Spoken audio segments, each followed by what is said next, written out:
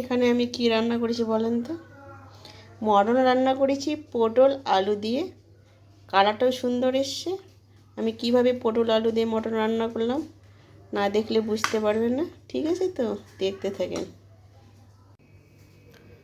আসসালামু আলাইকুম। এখানে আমি মটন নিয়েছি।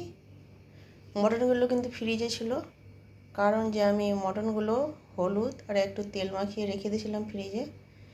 ফ্রিজে যদি বেশি দিন রাখতে চাও তাহলে তেল আর হলুদ মাখিয়ে কিন্তু রেখে দেবে।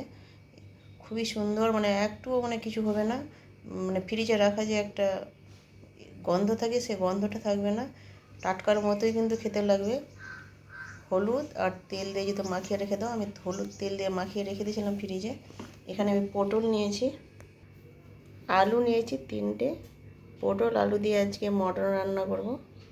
কীভাবে আমি রান্না করে দেখতে থাকেন। খেতেও কিন্তু খুব সুন্দর পটল আলু দিয়ে মটন রান্না করে। এবার পটলগুলো আমি খোসা ছাড়িয়ে কেটে নেব, আলুগুলোও কেটে নেব।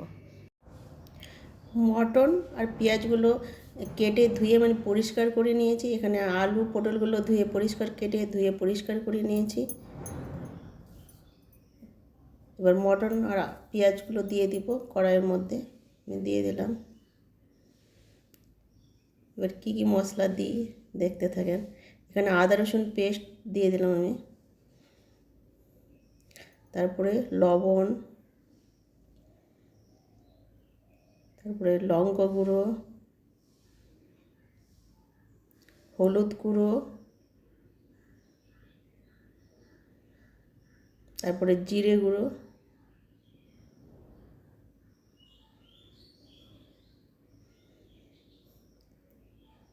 এবার তেল দিয়ে দিলাম আমি।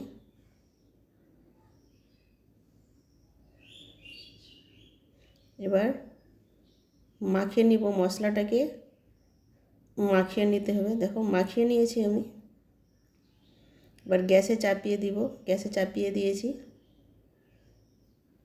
এবার ঢেকে দিলাম আমি 1 মিনিটের জন্য। 1 মিনিট পর আবার ফিরে আসলাম। দেখেন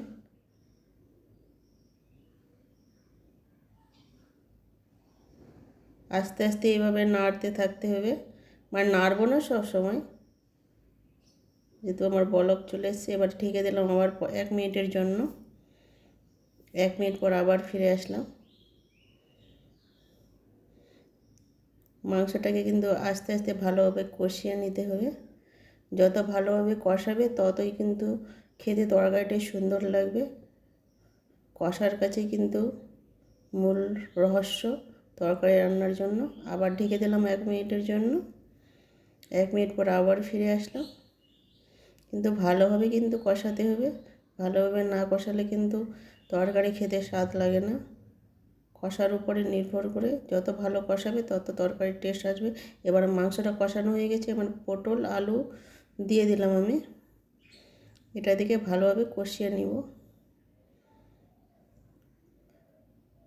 ভালোভাবে নাড়াচাড়া কষিয়ে নিব। 1 মিনিট পর আবার ফিরে আসলাম। দেখো সুন্দরভাবে কিন্তু কষানো হয়ে গেছে। পটলটাও অর্ধেক সিদ্ধ হয়ে গেছে, আলুটাও অর্ধেক সিদ্ধ হয়ে গেছে।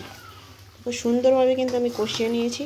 এভাবে কিন্তু সুন্দরভাবে কষিয়ে নিতে হবে। যত কষাতে ভালো করে কষাবে তত কিন্তু খেতে সুন্দর লাগবে। আমি কিন্তু ভালো করে কষিয়ে নিয়েছি। দেখো কত সুন্দরভাবে কষিয়ে নিয়েছি, দেখতেই পাচ্ছ তোমরা। দেখো এবার আমি জল দিয়ে দিব। জল দিয়ে দিলাম।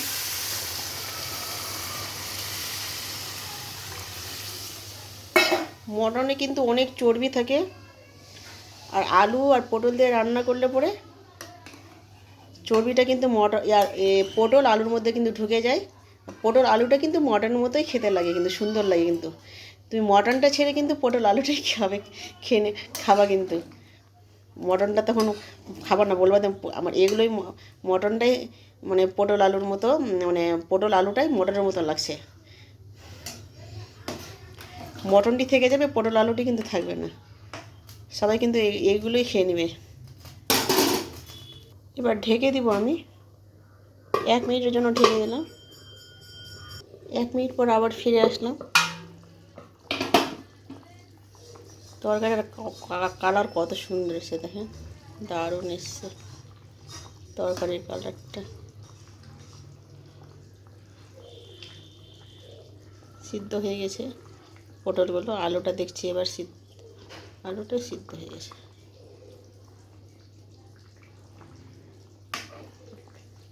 আলুটা সিদ্ধ হয়ে গেছে।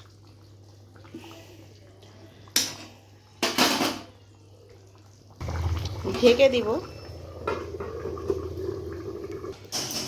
গ্যাসটাকে অফ করে দিব।